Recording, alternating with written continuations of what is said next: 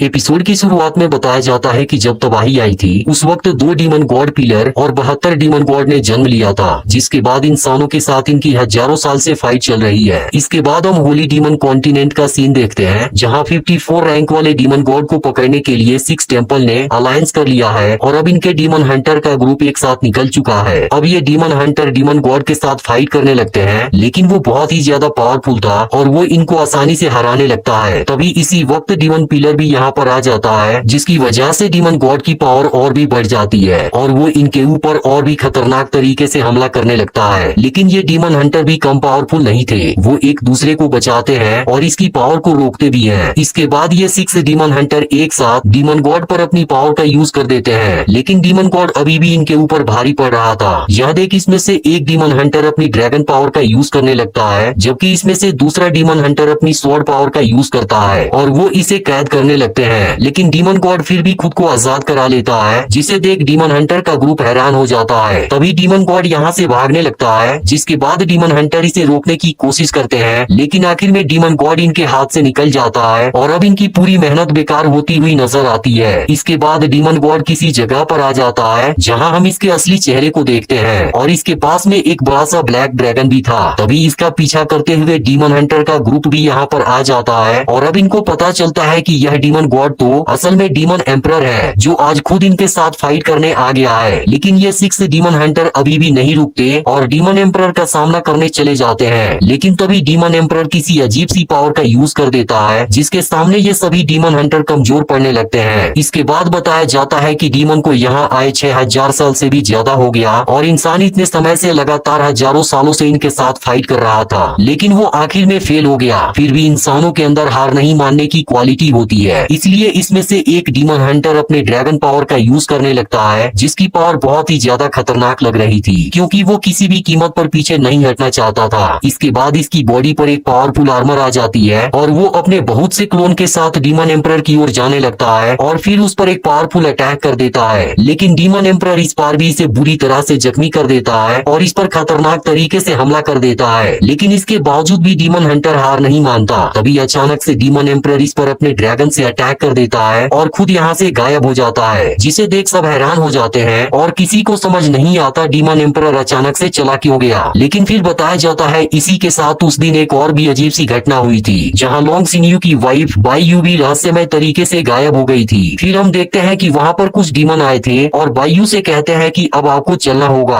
क्योंकि demon emperor आपसे मिलना चाहते हैं। और अब उसके जाने की वजह से इंसानों की दुनिया में कुछ समय के लिए शांति हो जाती है, लेकिन इसी के साथ डीमन और इंसान के तकदीर में भी कुछ बदलाव हो गए थे, क्योंकि उस रात डीमन एम्परर के आने की वजह से उसने अकेले ही रहने की इच्छा की। लेकिन फिर भी जिस दिन सवेरा होगा उस वक्त ईस्ट डायरेक्शन में एक स्टार चमकने लगेगा। फिर अगले सीन में हम एक वॉरियर टेम्पल को देखते हैं, जहाँ एक मास्टर कुछ स्टूडेंट को वॉरियर बनने की ट्रेनिंग दे रहे थे, जिनका मकसद इंसानों की रक्षा करना और इंसानियत को खतरे से बचाना होगा। लेकिन अब आज इनको ट्रेनिंग करते हुए 1 साल हो गया है, इसलिए आज इनका एक टेस्ट होगा और इसमें केवल वही पास होगा जिसकी स्पिरिचुअल पावर 10 से ज्यादा होगी, जिसके बाद उसे वॉरियर सर्वेंट का टाइटल मिलेगा और वो यहाँ पर अपनी प्रैक्टिस कंटिन्यू रख सकता है। नहीं तो जो फेल होगा उसे घर वापस भेज दिया जाएगा। इस पर हाओ चेन सोचता है मुझे कैसे भी इस टेस्ट को पास करना होगा। फिर मास्टर सबसे पहले जियांगहू का टेस्ट लेते हैं, जिसकी स्पिरिचुअल पावर 13 थी और वो इस टेस्ट में पास हो जाता है। इसके बाद बाकी स्टूडेंट भी यह टेस्ट देते हैं और उनमें से जिनकी स्पिरिचुअल पावर 10 से ज्यादा होती है वो इसमें पास हो जाते हैं, जबकि 10 से कम स्पिरिचुअल पावर वाले स्टूडेंट फेल माने जाते हैं। इसके बाद सबसे लास्ट में हाओ चेन की बारी आती है, जिसके बाद सभी इसकी स्पिरिचुअल पावर देखने के लिए एक्साइटेड हो जाते हैं। फिर हाओ चेन भी अपनी तलवार से पिलर पर हमला करता है, लेकिन अफसोस इसकी स्पिरिचुअल पावर केवल 9 पर पहुंच पाती है, जिसे देख सभी स्टूडेंट परेशान हो जाते हैं, क्योंकि हाओ चेन टेस्ट में फेल हो चुका था।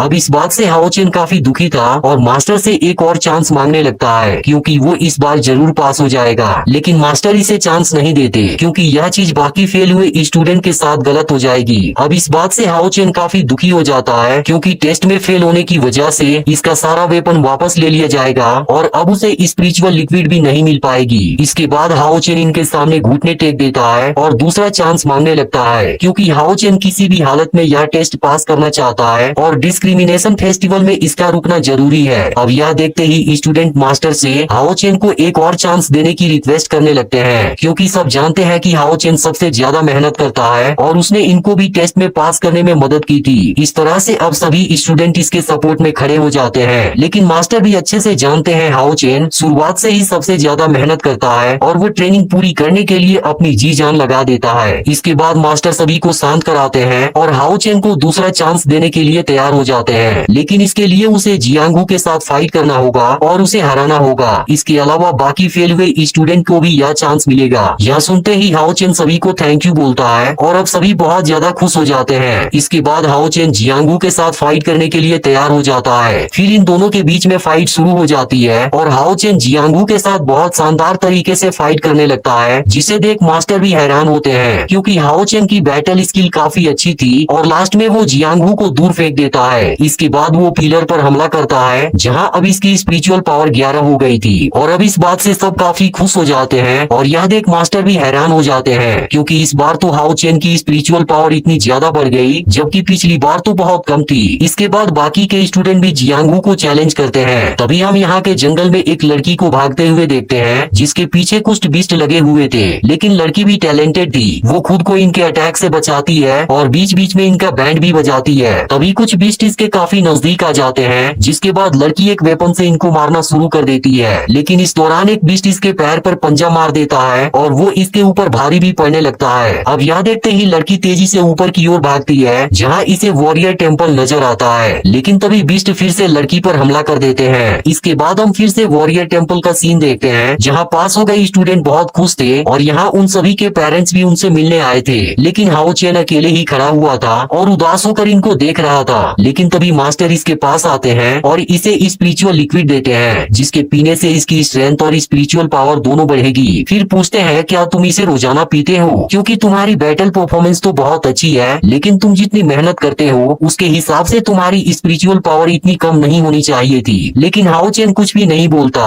तभी इसी वक्त जियांगू यहाँ पर आ जाता है और इसे अपने साथ लेकर चला जाता है, जिस पर मास्टर कहते हैं वो जरूर मुझसे कोई बात छुपा रहा है। इसके बाद हाओ चेन और जियांगू दोनों एक साथ खेलते हुए यहाँ से जाने लगते हैं। तभी इसी वक्त हाओ चेन एक आदमी के नजदीक से गुजरता है जो उसे बड़े ध्यान से देख रहा था। इसके बाद ये दोनों जंगल में चले जाते हैं जहाँ जियांगू हाओ चेन को अपनी स्पिरिचुअल लिक्विड देता है क्योंकि वो जानता है कि हाओ चेन अपनी स्पिरिचुअल लिक्विड अपनी मॉम को देता है जिनकी कंडीशन काफी खराब है। तब हाओ चेन कहता है कि अब उनकी बॉडी कुछ रिकवर हो गई है। इस पर जियांगू इसे समझाता है कि तुम्हें अपना भी ख्याल रखना चाहिए क्योंकि इसकी वजह से तुम्हारी परफॉर्मेंस खराब हो जाएगी। लेकिन हाओ चेन अपनी मॉम से बहुत ज्यादा प्यार करता है, इसलिए वो किसी भी कीमत पर उन्हें खोना नहीं चाहता और वो उनके लिए कुछ भी करने के लिए तैयार है। तब जियांगू सोचता है बिना स्पिरिचुअल लिक्विड के इसकी पावर इतनी ज्यादा है, अगर वो ओरिजिनल स्पिरिचुअल लिक्विड पीने लगा तो इसकी पावर तो बहुत ज्यादा हो जाएगी। अब हाओ चेन को अपनी मॉम के लिए जंगल में हर्ब लेने जाना था, इसलिए वो यहाँ से अकेले ही आगे चला जाता है। तब जियांगू कहता है तुम केयरफुल रहना क्योंकि मैंने सुना कि सामने वाले माउंटेन में कुछ बीस्ट गए हैं। अब हाओ जंगल में हर्ब लेने लगता है लेकिन तभी इसके पीछे कुछ गिरता है। यह देख हाओ चेन अपनी तलवार निकाल लेता है क्योंकि इसे लग रहा था यहाँ पर कोई बीस्ट आ गया है। फिर वो इस जगह को चेक करता है जहाँ इसे एक लड़की बेहोश पड़ी हुई नजर आती है और असल में वो वही लड़की है जिसका बीस्ट पीछा कर रहे थे।